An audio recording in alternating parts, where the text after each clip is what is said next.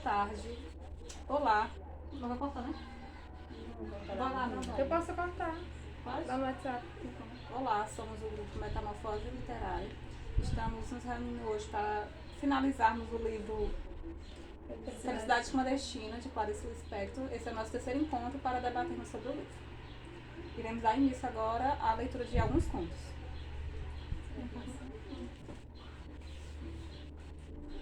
Os obedientes. Trata-se de uma situação simples, um fato a contar e esquecer. Mas se alguém comete a imprudência de parar um instante a mais do que deveria, um pé afunda dentro e fica-se comprometido. Desde esse instante em que também nós nos arriscamos, já não se trata mais de um fato a contar. Começa a faltar as palavras que não o trairiam. A essa altura, afundados demais, o fato deixou de ser um fato para se tornar apenas uma difusa repercussão, que, se for retardada demais, vem um dia explodir como nesta tarde de domingo, quando há semanas não chove, quando, como hoje, a beleza ressecada persiste, embora em beleza, diante da qual assumo uma gravidade como diante de um túmulo. A essa altura, por onde anda o fato inicial, ele se tornou esta tarde, sem saber como lidar com ela, hesita em ser agressiva ou recolher-me um pouco ferida. O fato inicial está suspenso na poeira ensolarada deste domingo, até que me chamam ao telefone e num salto vou lamber grata a mão de quem me ama e me liberta. Cronologicamente, a situação era a seguinte: um homem e uma mulher estavam casados. Já em constatar este fato, meu pé afundou dentro. Fui obrigada a pensar em alguma coisa, mesmo que eu nada mais dissesse, e encerrasse a história com esta constatação. Já me teria comprometido com os meus mais desconhecíveis pensamentos. Já seria como se eu tivesse visto, risco negro sobre o fundo branco, um homem e uma mulher. E nesse fundo branco meus olhos se fixariam, já tendo bastante o que ver, pois toda palavra tem a sua sombra. Esse homem e essa mulher começaram, sem nenhum objetivo de ir longe demais, e não se sabe levados por que necessidade que pessoas têm. Começaram a tentar viver mais intensamente. À procura do destino que nos precede, e a qual instinto que nos leva a? Instinto? A tentativa de viver mais intensamente levou-os, por sua vez, numa espécie de constante verificação de receita e despesa, a tentar pesar o que era e o que não era importante. Isso eles o faziam a modo deles, com falta de jeito e de experiência, com modéstia. Eles tateavam, num vício por ambos descoberto tarde demais na vida. Cada qual, pelo seu lado, tentava continuamente distinguir o que era do que não era essencial. Isto é, eles nunca usariam a palavra essencial que não pertencia a seu ambiente. Mas de nada adiantava o vago esforço quase constrangido que faziam. A trama lhes escapava diariamente. Só, por exemplo, olhando para o dia passado é que tinham a impressão de ter, de algum modo, por fazer e, por assim dizer, a revelia deles, e por isso sem mérito, a impressão de ter vivido. Mas, então era de noite, eles calçavam os chinelos e era de noite. Isso tudo não chegava a formar uma situação para o casal. Quer dizer, algo que cada um pudesse contar mesmo a si próprio na hora em que cada um se virava na cama para um lado e para o outro, e para um segundo antes de dormir ficava de olhos abertos. E pessoas precisam tanto poder contar a história delas mesmas. Eles não tinham o que contar, com um suspiro de conforto fechavam os olhos e dormiam agitados. E quando faziam o balanço de suas vidas, nem ao menos podiam nele incluir essa tentativa de viver mais intensamente e descontá-la como imposto de renda. Balanço que pouco a pouco começava a fazer com maior frequência, mesmo sem o equipamento técnico de uma terminologia adequada a pensamento. Se tratava de uma situação, não chegava a ser uma situação de que viveu ostensivamente. Mas não era apenas assim que sucedia. Na verdade, também estavam calmos porque não conduzir, não inventar, não errar, lhes era muito mais que um hábito, um pouco de honra assumindo tacitamente. Eles nunca se lembrariam de desobedecer. Tinha a compenetração briosa que lhes viera da consciência nobre de serem duas pessoas entre milhões iguais.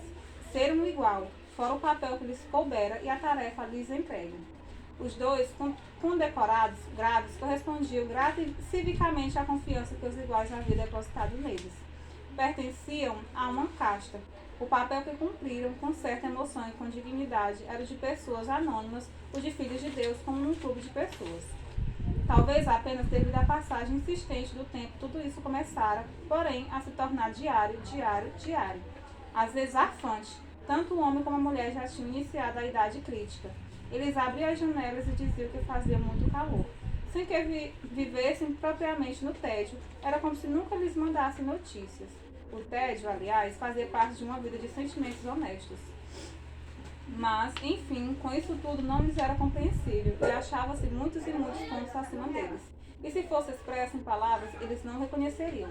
Tudo isso, reunindo e considerado já como passado, assemelhava-se à vida irremediável, a qual eles se submetiam com um silêncio de multidão e com um ar um pouco magoado que tem os homens de boa vontade. Assemelhava-se à vida irremediável para a qual Deus nos quis. Vida irremediável, mas não concreta. Na verdade, era uma vida de sonho. Às vezes, quando falavam de alguém excêntrico, diziam com a benevolência que uma classe tem por outra: ah, esse leva uma vida de poeta. Pode-se talvez dizer, aproveitando as poucas palavras que ele conhecera do casal, pode-se dizer que ambos levavam, menos a extravagância, uma vida de um mau poeta, vida de sonho. Não, não é verdade. Não era uma vida de sonho, pois este jamais os orientara, mas de irrealidade, embora houvesse momentos em que, de repente, por um motivo ou por outro, eles afundassem na realidade. E então lhes parecia ter tocado no fundo de onde ninguém pode passar. Quer que eu continue lendo?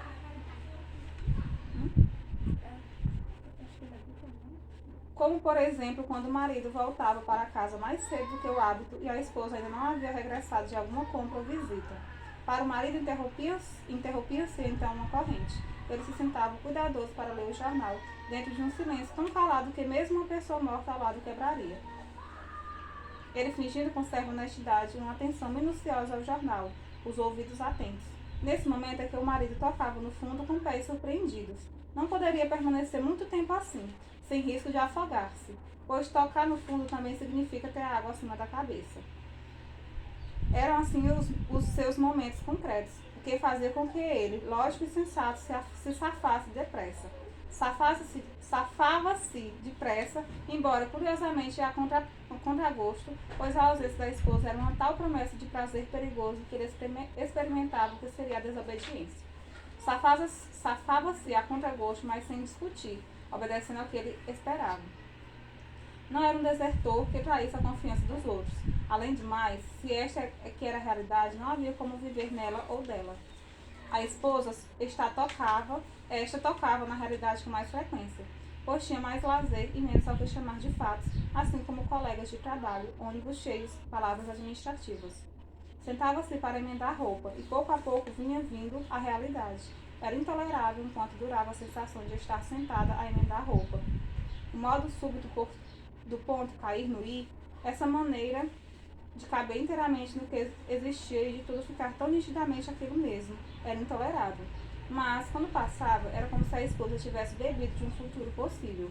Aos poucos, o futuro dessa mulher passou a se tornar algo que ele trazia para o presente, alguma coisa meditativa e secreta. Era surpreendente como os dois não eram tocados, por exemplo, pela política, pela mudança de governo, pela evolução de um modo geral, embora também falasse às vezes a respeito como todo mundo. Na verdade, eram pessoas tão reservadas que surpreenderiam, lisonjeadas, se alguma vez lhes dissessem que eram reservados. Nunca lhes ocorria que se chamava assim. Talvez entendesse mais se eles dissessem: vocês simbolizam a nossa reserva militar. Deles, alguns conhecidos disseram: depois que tudo sucedeu, era boa gente, e nada mais havia a dizer, pois que o eram. Nada mais havia a dizer. Faltava-lhes o peso de um erro grave, que tantas vezes é o que abre por acaso uma porta. Alguma vez, eles tinham levado muito a sério alguma coisa. Eles eram obedientes. Também não apenas por submissão, como no soneto, era a obediência por amor à simetria. A assimetria lhes era a arte possível. Como foi que cada um deles chegou à conclusão de que, sozinho, sem o outro, viveria mais, seria caminho longo para se construir e de inútil trabalho, pois de vários cantos muitos já chegaram ao mesmo ponto. A esposa, sob a fantasia contínua, não só chegou temerariamente a essa conclusão, como esta transformou sua vida em mais alargada e perplexa, em mais rica e até supersticiosa. Cada coisa parecia o sinal de outra coisa. Tudo era simbólico, e mesmo um pouco espírita dentro do que o catolicismo permitia. Não só ela passou temerariamente a isso, como, provocada exclusivamente pelo fato de ser mulher, passou a pensar que um outro homem a salvaria, o que não chegava a ser um absurdo. Ela sabia que não era. Ter meia razão a confundia, mergulhava-a em meditação. O marido, influenciado pelo ambiente de masculinidade aflita em que vivia e pela sua própria, que era nítida e mais afetiva, começou a pensar que muitas aventuras amorosas seriam a vida. Sonhadores, eles passaram a sofrer sonhadores. Eram heróicos suportar, calados quanto ao entrevisto por cada um, discordando quanto à hora mais conveniente de jantar, um servindo de sacrifício para o outro. Amor é sacrifício. Assim chegamos ao dia em que, há muito tragada pelo sonho, a mulher, tendo dado uma mordida numa maçã, sentiu quebrar-se um dente da frente, com a maçã ainda na mão, e olhando-se perto demais no espelho do banheiro, e deste modo, perdendo de toda a perspectiva, viu uma cara pálida, de meia idade, com o dente quebrado e os próprios olhos tocando o fundo, e com a água já pelo pescoço, com 50 e tantos anos, sem um bilhete em vez de ir ao dentista, jogou-se pela janela do apartamento, pessoa pela qual tanta gratidão se poderia sentir. Reserva militar e sustentáculo de nossa desobediência. Quanto a ele, uma vez seco o leito do rio e sem nenhuma água que o afogasse, ele andava sobre o fundo sem olhar para o chão, expedito como se usasse bengala. Seco, inesperadamente, o leito do rio. Andava perplexo, sem perigo, sobre o fundo, com uma lepidez de quem vai cair de bruços mais adiante.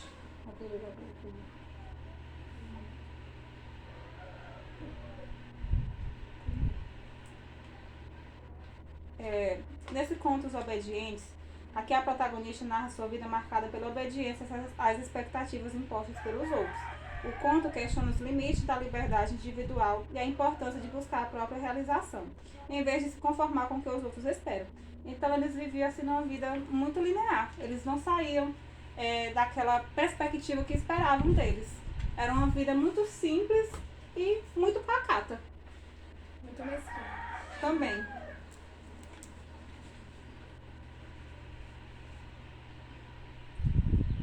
Próximo conto: a repartição dos pães.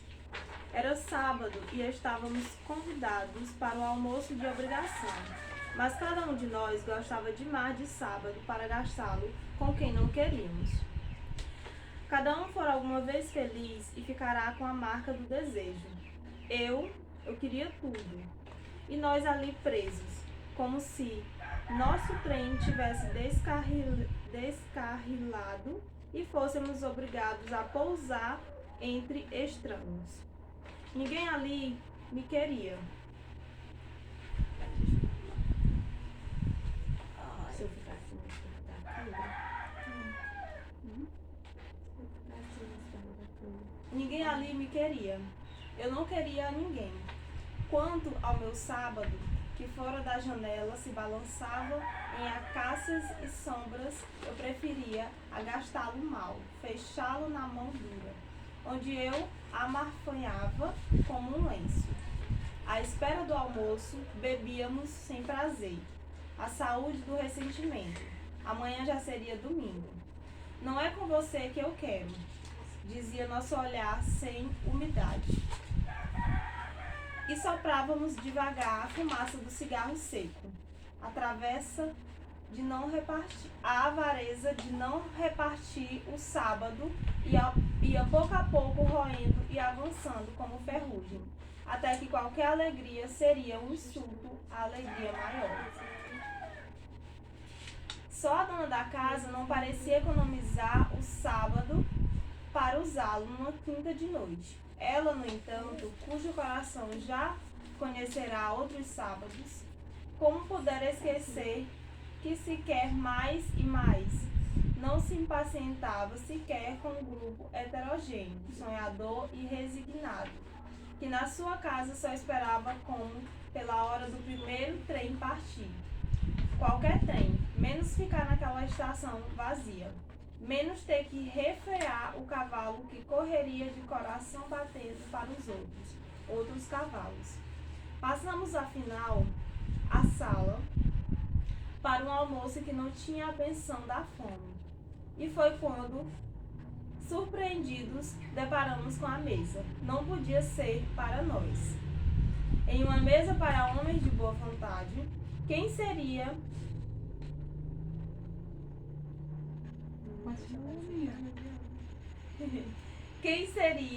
o conviva realmente esperado?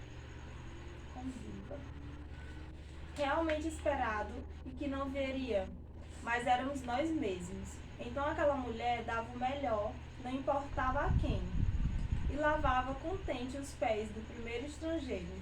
Constrangidos, olhávamos. A mesa fora coberta por uma solene abundância.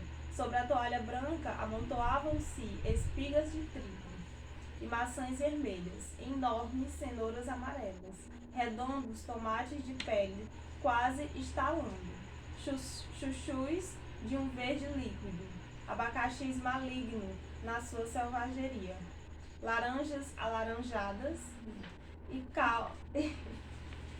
calmas, machiches eriçados como porcos espinhos, pepinos que se fechavam duros sobre a própria carne aquosa, pimentões ocos e avermelhados que ardiam nos olhos, tudo emaranhado em barbas e barbas úmidas de milho, ruivas como junto de uma boca, e os bagos de uva, as mais roxas das uvas pretas, e que mal podiam esperar pelo instante de serem esmagadas, e não lhe importava esmagadas por quem. Os tomates eram redondos para ninguém, para o ar, para o redondo ar. Sábado era de quem viesse, e a laranja adoçaria a língua de quem primeiro chegasse. Junto do prato de casa, mal convidado, a mulher que lavava os pés de estranhos, pusera mesmo sem nos eleger, mesmo sem nos amar, um ramo de trigo ou um cacho de rabanetes ardentes ou uma talhada vermelha de melancia com seus alegres caroços, tudo cortado pela acidez espanhola que se adivinhava nos limões verdes. Nas milhas estava o leite, como se tivesse atravessado com as cabras o deserto dos penhascos. Vinho, quase negro de tão pisado, estremecia em vasilhas de barro. Tudo diante de nós, tudo limpo do retorcido desejo humano.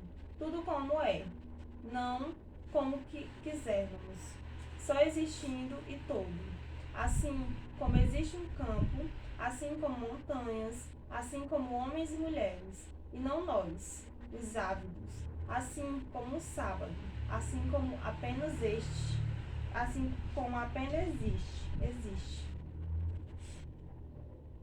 Em nome de nada era hora de comer. Em nome de ninguém era bom, sem nenhum sonho.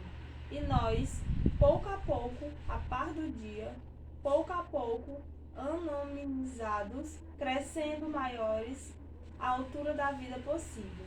Então, como fidalgos, camponeses, aceitamos a mesas. Não havia holocausto. Aquilo tudo queria tanto ser comido por nós, queríamos comê-lo. Nada guardando para o dia seguinte. Deixa eu olhar se está aqui atrás. Nada guardado para o dia seguinte. Ali mesmo ofereci o que eu sentia e aquilo me fazia sentir. Era um viver que eu não pagará de antemão com o sofrimento da espera. Fome que nasce quando a boca já está perto da comida. Porque agora estávamos com fome, fome inteira, que abrigava o todo e as migalhas. Que bebia vinho com os olhos, tomava conta do leite. Quem lento bebeu o leite, sentiu o vinho que o outro bebia. Lá fora, Deus, nas acácias que existiam, comimos. Como quem dá água ao cavalo. A carne foi trinchada, foi distribuída. A cordialidade era rude e rural. Ninguém falou mal de ninguém, porque ninguém falou bem de ninguém. Era reunião de colheita, e fez-se trégua. Comíamos. Como a horda de seres vivos, cobrimos gradualmente a terra, ocupados como quem lavra a existência, a planta e colhe, e mata, e vive, e morre, e come. Comi com a honestidade de quem não engana o que come.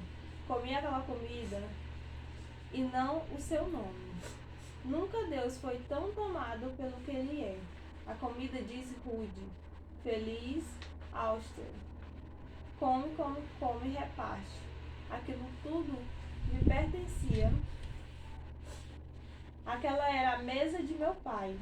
Comi sem ternura, comi sem paixão da piedade. Porque nem sempre posso ser a guarda de meu irmão. E não posso mais ser minha guarda. Ah, não quero mais. E não quero formar a vida porque a existência já existe. Existe como um chão onde nós todos avançamos. Sem uma palavra de amor, sem uma palavra. Mas o teu prazer entende o meu. Nós somos fortes e nós somos comer. E nós comemos. Pão é amor entre estranhos.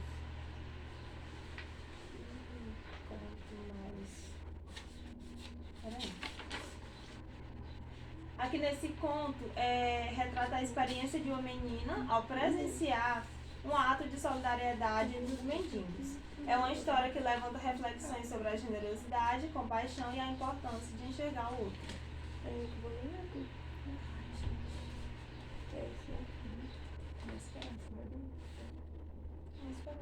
Uma esperança. Aqui em casa pousou uma esperança. Não a clássica que tantas vezes verificava-se ser ilusória, embora mesmo assim nos sustente sempre, mas a outra, bem concreta e verde, o inseto. Ouvi um grito abafado de um dos meus filhos. Uma esperança, e na parede, bem em cima de sua cadeira. Emoção dele que unia em uma só duas esperanças. Já tem idade para isso. Antes surpresa minha, esperança é coisa secreta e costuma pousar diretamente em mim, sem ninguém saber, e não acima de minha cabeça numa parede. Pequeno rebuliço, mas era indubitável. Lá estava ela, e mais magra e verde, não podia ser. Ela quase não tem corpo, queixei-me. Ela só tem alma, explicou meu filho, e como filhos são uma surpresa para nós, descobri com surpresa que ele falava das duas esperanças. Ela caminhava devagar sobre os fiapos das longas pernas, por entre os quadros da parede. 3 vezes tentou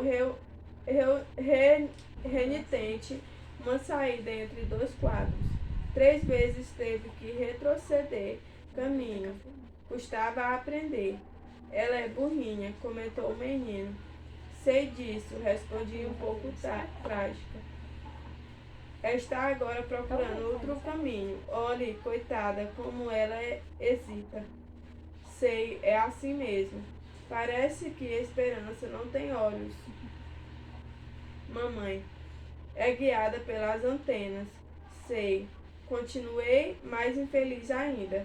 Ali ficamos, não sei quanto tempo olhando, vigiando-a como se vigiava na Grécia ou em Roma, o começo de fogo do lar para que não apagasse.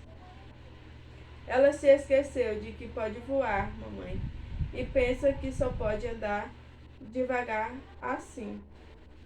Andava mesmo devagar. Estaria por acaso ferida? Ah, não.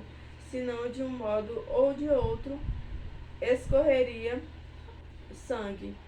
Tem sido sempre assim comigo. Foi então que, farejando o mundo que é comível, saiu de trás de um quadro uma aranha. Não uma aranha, mas me parecia a aranha.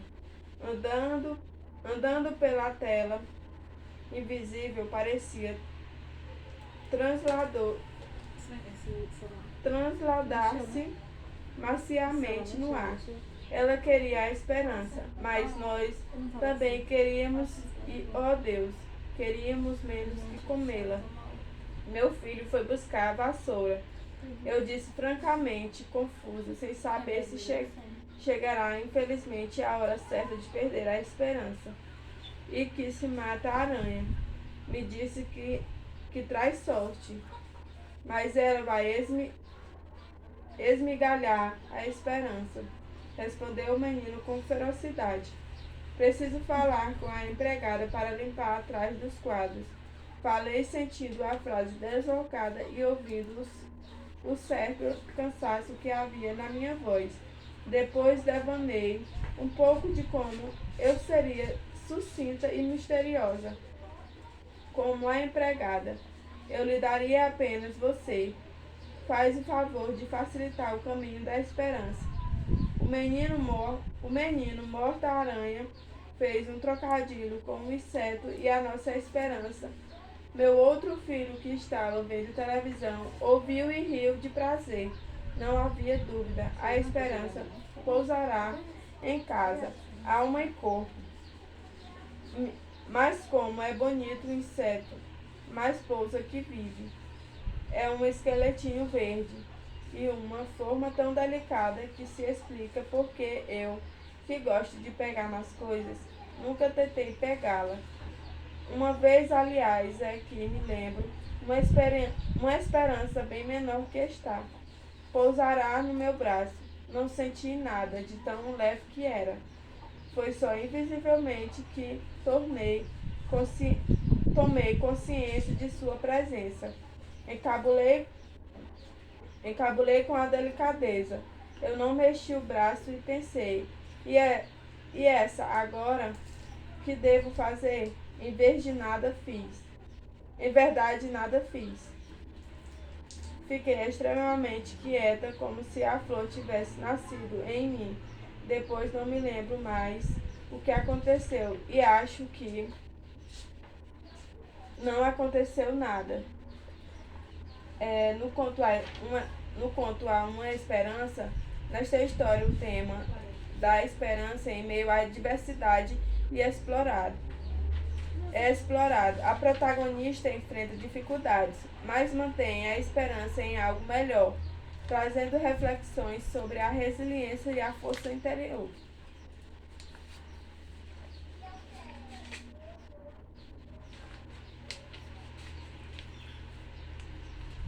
Eu vou ler agora o conto Macacos. Da primeira vez que tivemos em casa um mico, foi perto do ano novo. Estávamos sem água e sem empregada. Fazia-se fila para a carne. O calor arrebentara. E foi quando, muda de perplexidade, vi o presente entrar em casa, já comendo banana. Já examinando tudo com grande rapidez e um longo rabo, mas parecia um macacão ainda não crescido. Suas potencialidades jogava cascas de banana onde caísse, e eu exausto.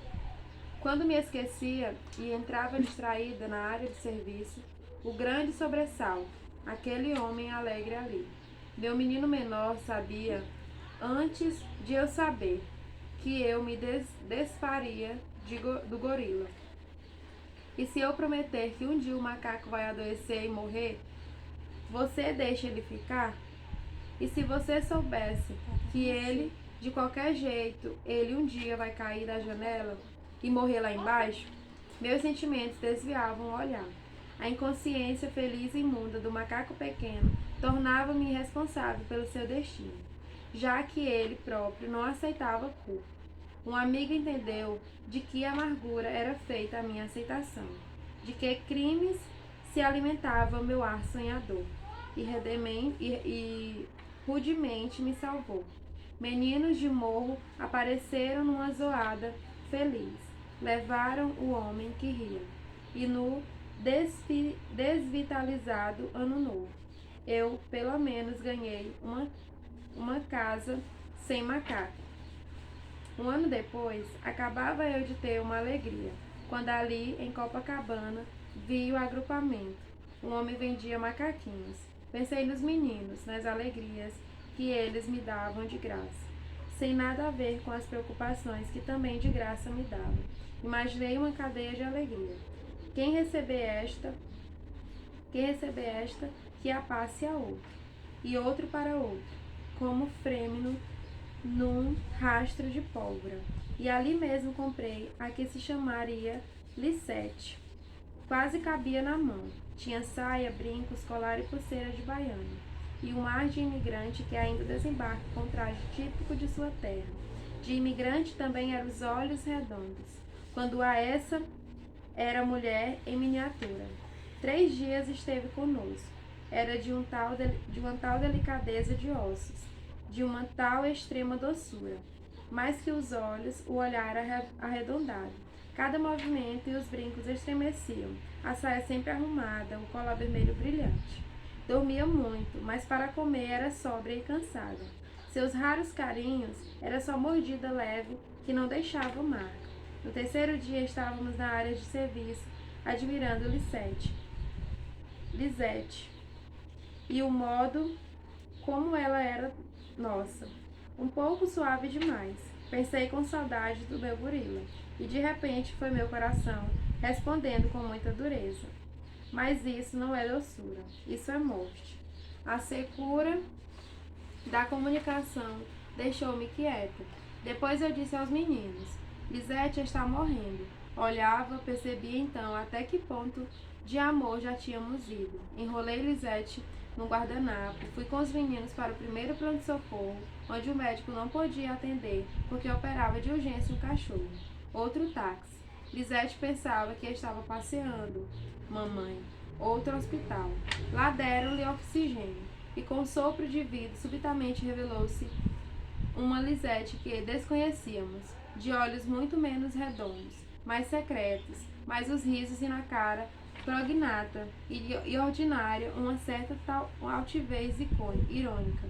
Um pouco mais de oxigênio e deu-lhe uma vontade de falar que ela mal aguentava ser macaca. Era e muito teria a contar. Breve, porém, sucumbia de novo, exausta, mais oxigênio e dessa vez uma injeção de soro, e cuja picada ela reagiu com um tapinha colérico, de pulseira tilintando. O enfermeiro sorriu. Lisete, meu bem, sossega.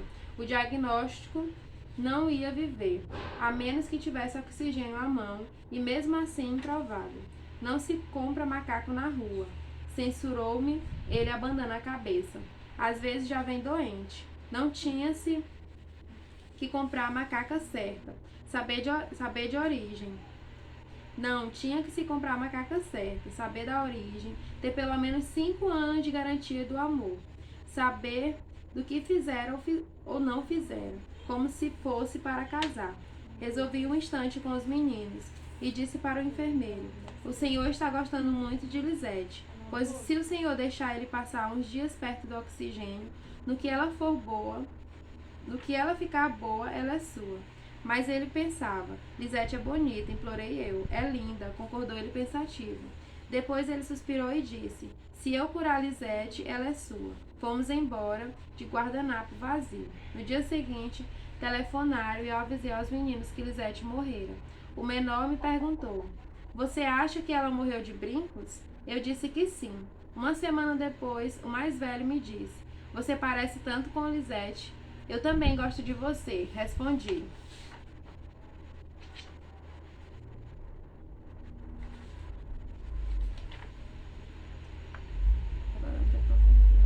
Isso.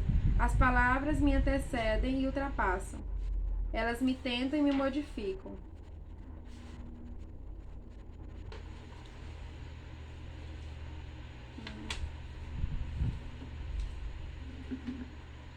Eu também gosto. Eu acho que eu já terminei.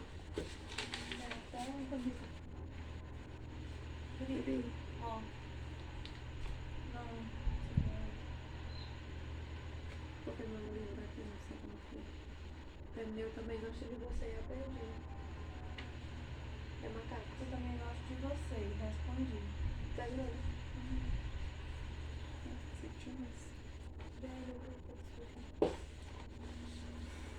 Os contos O Macacos apresentam reflexão sobre a natureza humana por meio da relação entre o ser humano e os macacos.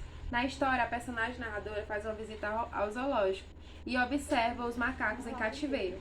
Ela se identifica com a situação de aprisionamento dos animais, percebendo que também é aprisionada de sua própria existência. Há uma tensão entre a liberdade desejada e a realidade imposta pela sociedade, onde tanto os macacos quanto a protagonista estão aprisionados.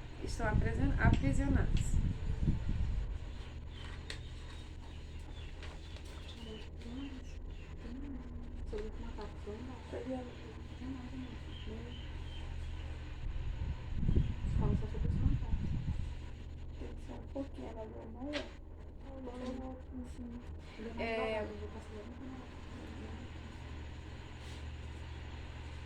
Este conto aborda a dualidade entre o ser humano e o macaco, destacando as semelhanças e diferença entre as espécies.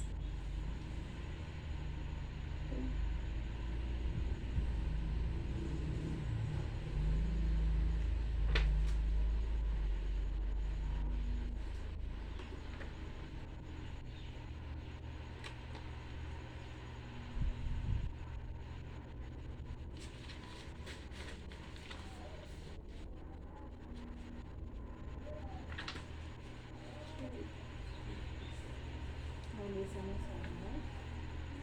É grande essa mensagem. Você conta a mensagem, não vai ler não, tá muito É grande. desastre depois.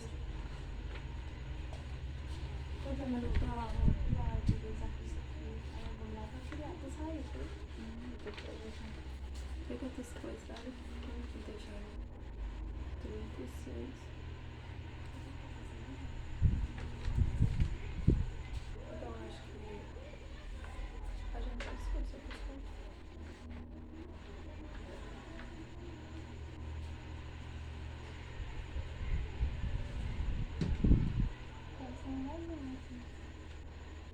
Pois é, você falaria agora. Meia hora, acho que sai alguma coisa da cabeça. Melhor do que ficar lendo. Pra vida dela. Não precisa não sobre o livro em si. Vou ler aqui esse último enquanto dá tempo de pesquisar. Pois é.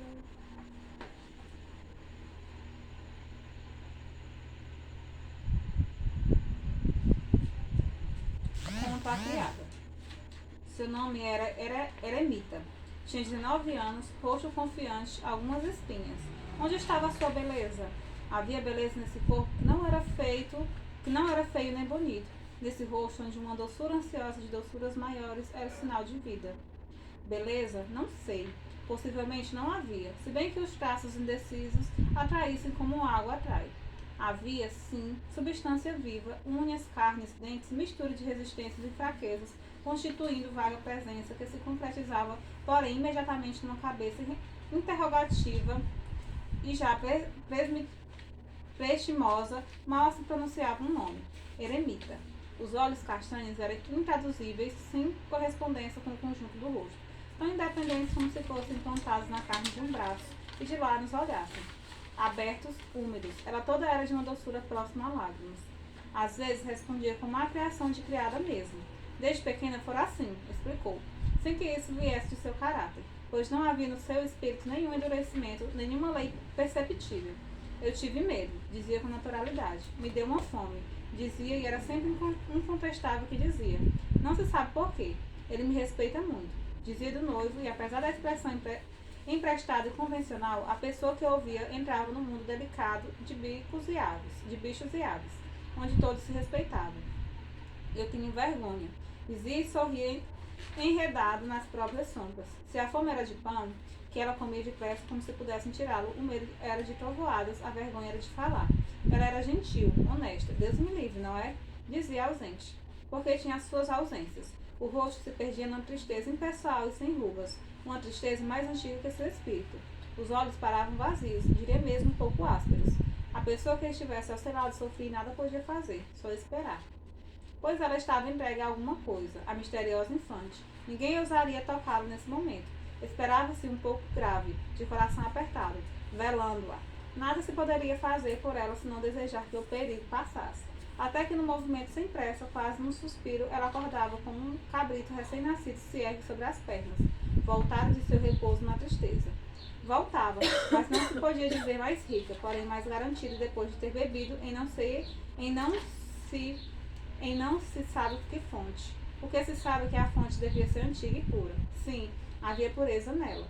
Mas ninguém encontraria nada se descesse nas suas profundezas, senão a própria profundeza. Como na escuridão se acha a escuridão. É possível que, se alguém prosseguisse mais, encontrasse, depois de andar léguas nas trevas, um indício de caminho, guiado talvez por um bater de asas por algum racho de bicho, e, de repente, a floresta. Ah, então deveria ser esse o seu mistério. Ela descobrira um atalho para a floresta. De certo, nas suas ausências, era para lá que ia. Regressando com os olhos cheios de bandura e de ignorância, olhos complexos. Ignorância tão vasta que nela caberia se perderia toda a sabedoria do mundo.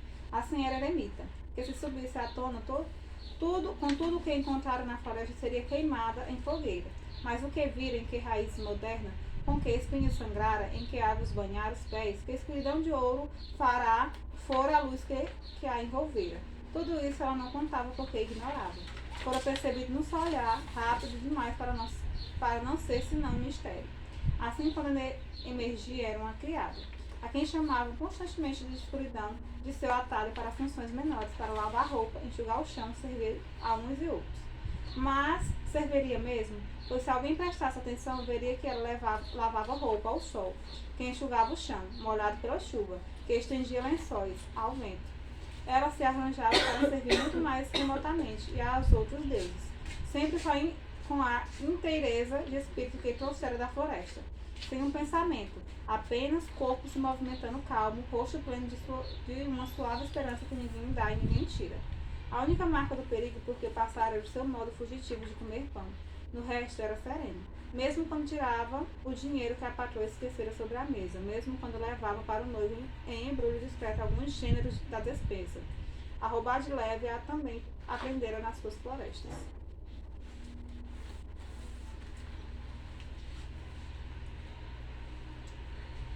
No conto A Criada, acompanhamos a protagonista Marta, uma senhora idosa e solitária que encontrara uma nova empregada doméstica. A narrativa é construída a partir do ponto de vista de Marta, que observa e analisa minuciosamente a aparência e comportamento da criada, criando uma relação ambígua entre elas.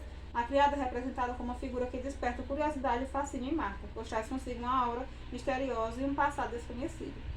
O conto reflete sobre as diferenças sociais, as relações de poder e o desejo de aproximação e identificação entre as personagens.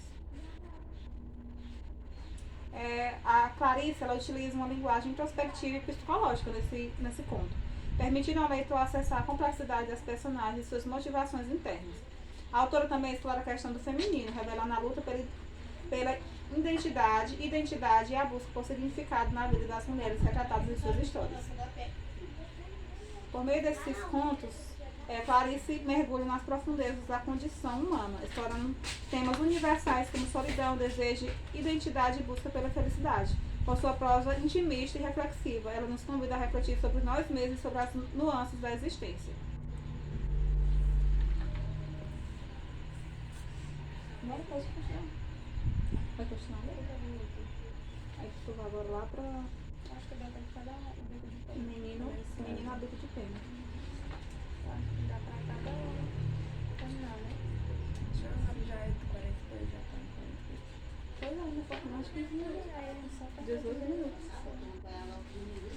Continuando, o conto Menino a Bico de Pena. Como conhecer jamais o menino? Para conhecê-lo, tenho que esperar que ele se deteriore e só então ele estará ao meu alcance. Lá está ele, um ponto no infinito. Ninguém conhecerá o hoje dele, nem ele próprio. Quanto a mim, olho e é inútil. Olho é inútil. Não consigo entender. Gente do céu, minha dicção tá péssima. Não consigo entender coisa apenas atual, totalmente atual. O que conheço dele é a sua situação. O menino é aquele em quem acabaram de nascer os primeiros dentes. E é o mesmo que será médico ou carpinteiro. Enquanto isso, lá está ele, sentado no chão, de um real que tem de chamar de vegetativo para poder entender. 30.000 desses meninos sentados no chão, teriam eles a chance de construir um mundo outro. Um que levasse em conta a memória da atualidade absoluta a que um dia já pertencemos.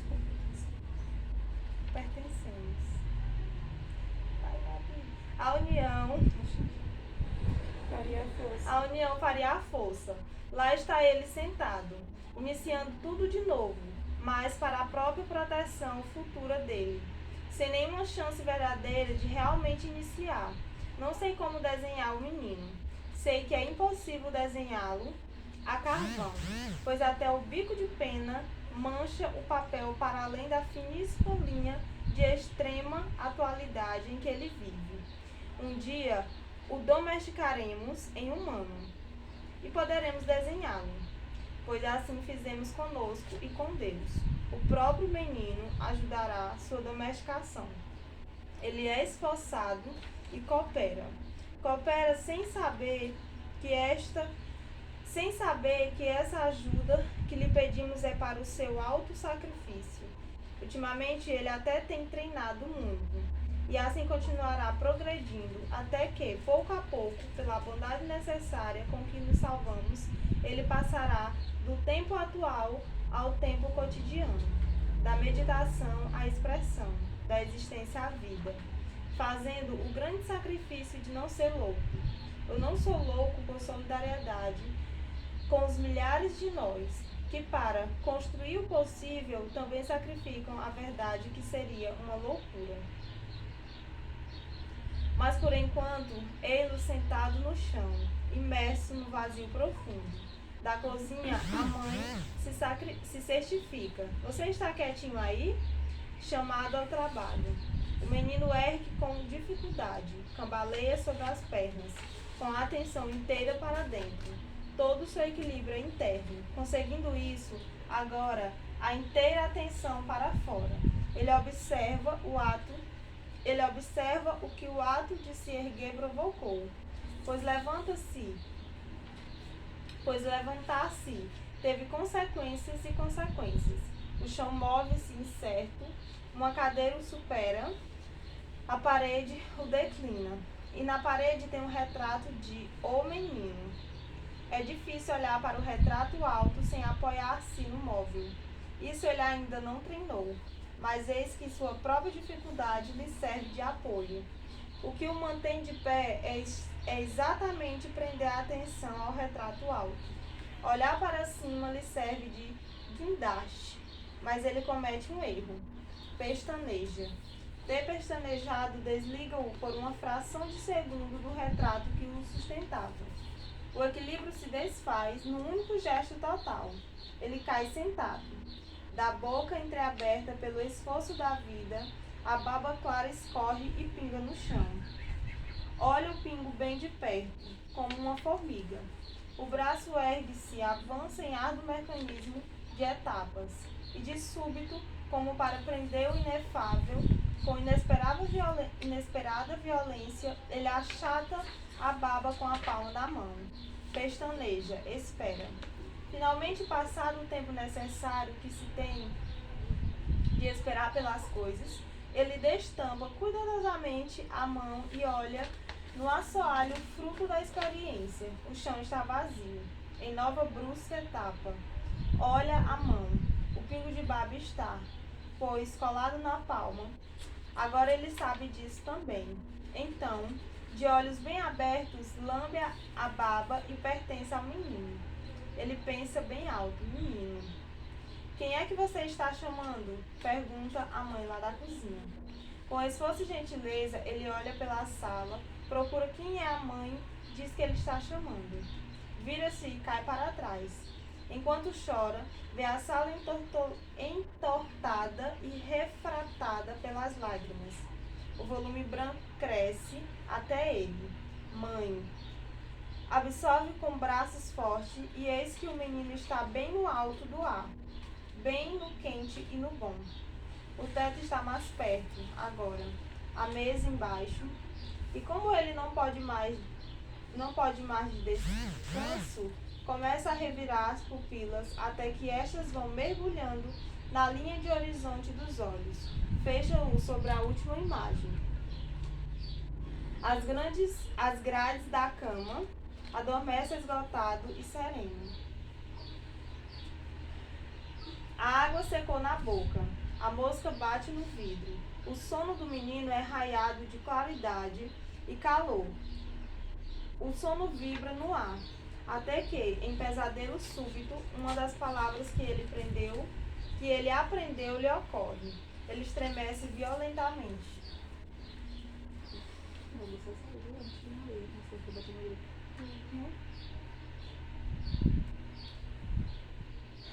E para o seu terror vê apenas isto, o vazio quente e o claro do ar, sem mãe, que ele pensa e estoura em choro pela casa toda. Enquanto chora, minha cabecinha tá... Só a cabecinha! Oh, meu Deus! Quase desfalece em soluços. Com urgência, ele tem de se transformar numa coisa que pode ser vista e ouvida, senão ele ficará só. Tem de se transformar em compreensível, senão ninguém o compreenderá, senão ninguém irá para o seu silêncio. Ninguém o conhece e ele não disser e contar. Farei tudo.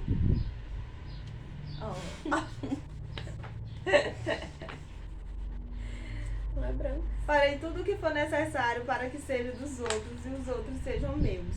Pularei por cima de minha felicidade real, que só me traria abandono. E serei popular.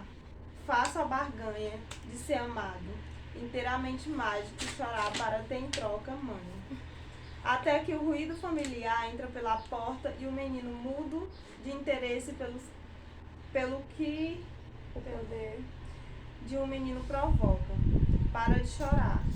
Mãe é não morrer. E sua segurança é saber que tem um para ela.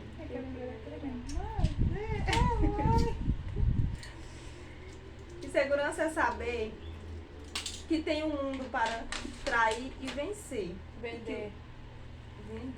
Gente. E que o venderá. O venderá. Minha dicção não era assim, não? É, mãe, é É dor de cabeça. ruim, esse texto também. É mãe, sim. É mãe com fralda na mão. A partir de ver a fralda, ele começa a chorar. Pois se você está todo molhado, a notícia o espanta, sua curiosidade recomeça. Mas agora uma curiosidade confortável e garantida. Olha com cegueira o próprio molhado. Em nova etapa, olha a mãe. Mas de repente se retece e escuta com o corpo todo, o coração batendo pesado na barriga, com fome. Reconhece ele. De repente, num grito de vitória e terror, o menino acaba de reconhecer. Isso mesmo, diz a mãe com orgulho. Isso mesmo, meu amor, é Fonfon que passou agora pela sua rua. Vou contar para o papai que você já aprendeu.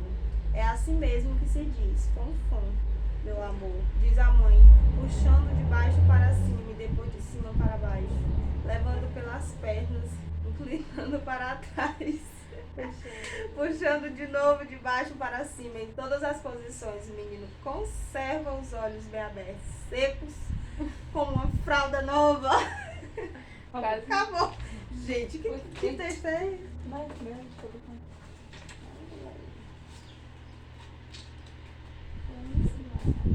É Clarice, né?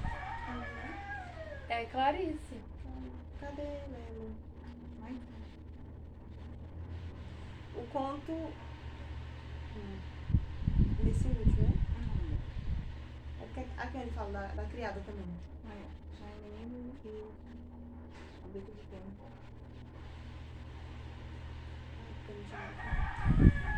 Bom, aqui no conto Menina Bico de Pena, a história é narrada sob a perspectiva de uma menina que desenha o seu colega de escola, Ricardo. O conto apresenta o vínculo afetivo que se forma entre a menina e Ricardo, um garoto pobre que é retratado como uma figura marginalizada socialmente. A narradora se vê fascinada pelo talento de Ricardo para o desenho e pela sua suposta infelicidade. O conto traz à tona a importância da arte como forma de expressão e como meio de escapar das dificuldades e angústias cotidianas. Além disso, aborda temas como preconceito e a busca pela felicidade em contextos adversos. Felicidade Clandestina é uma coletânea de contos da renomada escritora brasileira Clarice Lispector, publicada pela primeira vez em 1971. O livro apresenta uma variedade de temas e estilos literários, mas é unificado pela sensibilidade e pela introspecção profunda que caracteriza a escrita da autora. Continua.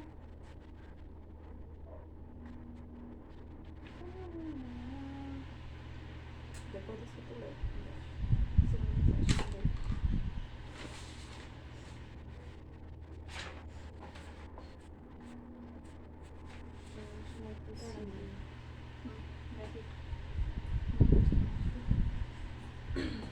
Uma das temáticas centrais abordadas no livro é o enfoque nas emoções, na intimidade e na solidão das personagens.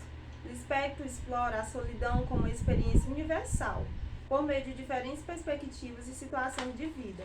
A autora ela mergulha nas profundezas da alma humana e convida o leitor a refletir sobre suas próprias experiências emocionais.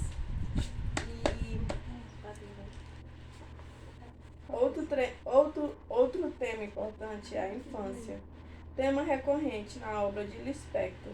Ela explora as vivências e os conflitos de crianças e adolescentes, mostrando como essas experiências podem ser repletas de descobertas, desafios e desejos. A autora retrata a inocência e a curiosidade infantis, bem como as imposições da sociedade adulta sobre elas. O público-alvo de Felicidade Clandestina é amplo, pois os dois contos apresentam temas universais que podem ser apreciados por leitores de todas as idades. No entanto, a obra pode atrair principalmente leitores que buscam uma literatura mais contemplativa e reflexiva, com uma prosa poética e cheia de metáforas. É bem possível a gente perceber essas metáforas no decorrer do livro, como aquele lá do pinto, né? Sim. Que ela utiliza e é muito interessante. Eu também vi que esse livro da Clarice eram crônicas, poderiam também ser classificadas como crônica, mas assim, ficou como contos e também são experiências da vida dela. Tanto que ela cita algumas experiências que em outros livros também ela fala. Então é uma história da vida dela, da infância, da vida adulta e que ela coloca nesses livros, né? Cada conto do livro aborda histórias e situações únicas. Algumas exemplificam a dor e o sofrimento e a esperança através da visão de personagens marginalizados e excluídos socialmente. Outros contos exploram a crise identitária e a dificuldade de comunicação entre as pessoas. Há também contos que revelam o fluxo da consciência e a busca por uma existência mais autêntica. Isso. Ao escrever... Gente, eu não tô lá. Eu vou. Vamos lá. Ao escrever Felicidade Clandestina, Lispector tinha como intenção trazer... Eu vou ler, tá? Lê, amiga, por favor. Desculpa, gente. Vai. É porque ela tomou um remedinho e não tá bem. É sério. Lispector tinha como intenção transmitir a complexidade e a profundidade da vida humana, através de uma linguagem poética e de uma imagem simbólica. Ela nos convida a refletir sobre as emoções, a relação com o mundo e a busca pela felicidade nas pequenas coisas. A escritora consegue capturar a essência da existência humana e fazer com que o leitor se conecte com os personagens e se encaixe com suas narrativas. E a gente percebe isso no decorrer dos contos, né? Como a Gabi falou.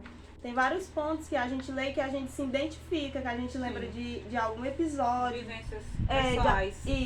De algumas vivências do passado, alguma coisa atual mesmo. Então, ela aborda contos bem profundos que a gente faz essa conexão com a nossa própria vida. Por outro lado, é uma leitura bem difícil. Sim, sim. Porque Clarice... Ela em si, ela é complexa. É bem complexa, é uma linguagem muito difícil, é uma leitura difícil, uma linguagem difícil. E se você não estiver bem centrado, você não entende nada do que está ali. E também eu acho que deve. O primeiro passo para ler Clarice Lispector tem que entender sobre o que a autora quer passar, o que ela traz. E pelo que eu vejo, assim, no Instagram, As frases elas são muito profundas e de muita solidão e sofrimento. E de vários significados. E de vários significados. Pois é, porque no momento que a gente vê uma frase dela, a gente cria várias outras reflexões através Cada das coisas um que ela gosta. pode trazer um significado pra si daquela frase, né? Não tem um único significado. Cada Exatamente. um pode criar o seu. Exato. Isso. E essa foi Ah, já entendi. Clarice Lispector. Em suma, Felicidade Clandestina é uma obra rica em temas e profundidade emocional. Clarice Lispector utiliza a linguagem de forma única para abordar a essência da existência humana. A infância, a solidão e a busca pela felicidade, com sua escrita poética e tocante, a autora convida o leitor a uma reflexão profunda sobre a vida e suas complexidades. No livro Felicidade Clandestina, de Clarice Lispector, os temas de amizade, empatia e respeito são abordados de maneira sutil e emocionante, especialmente no contexto das histórias contadas pela narradora. Essas histórias mostram a importância desses valores na vida das personagens e como elas aprendem a lidar com situações difíceis e a se conectar com os outros.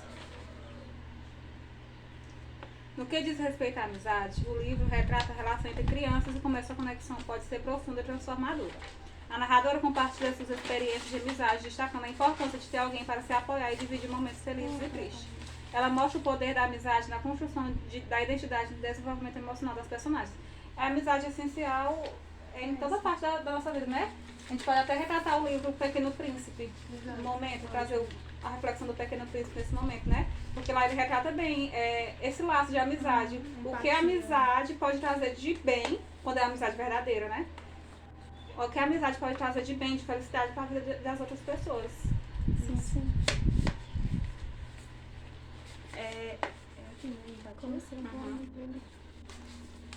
Outro ponto importante é a questão da empatia, que ele é explorado através da capacidade de compreender e se colocar no lugar do outro. Então, assim, a Clarice Lispector, ela mostra como a empatia é fundamental para o desenvolvimento de relacionamentos saudáveis e com a falta dela pode trazer consequências negativas. Ela incentiva o leitor a se perguntar como se sentiria se estivesse na mesma situação de aprender e reconhecer a validar os sentimentos alheios. Que não é fácil. Você se colocar no lugar do outro Você se colocar no lugar do outro para uma situação boa é fácil. Você se colocar no lugar do outro para ter uma situação ruim não é fácil. Você não quer se colocar no lugar do outro, né? Mas é algo que eu acho que é um exercício que todos deveriam fazer, Sim, né? com certeza.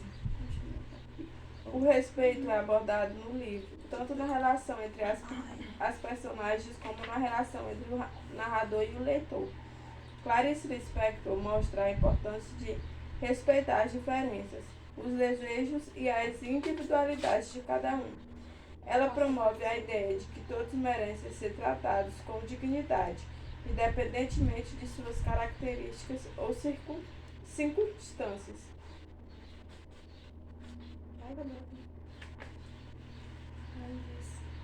Além disso, o livro Felicidade Clandestina promove encontros literários para o público infanto-juvenil, incentivando a leitura e a troca de experiências entre os leitores.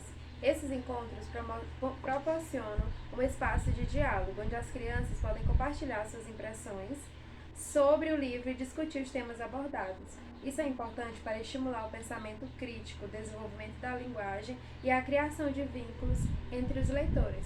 É o que ela traz bastante nesses contos, né? Sim. No geral, Felicidade Clandestina de Clarice Lispector aborda de maneira sensível e poética os temas da amizade, empatia e respeito.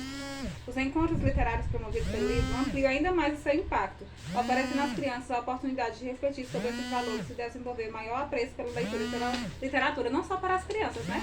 Mas para o público em geral, porque, como foi até constatado na nossa própria sala de aula, nós não tínhamos o hábito de ler sempre.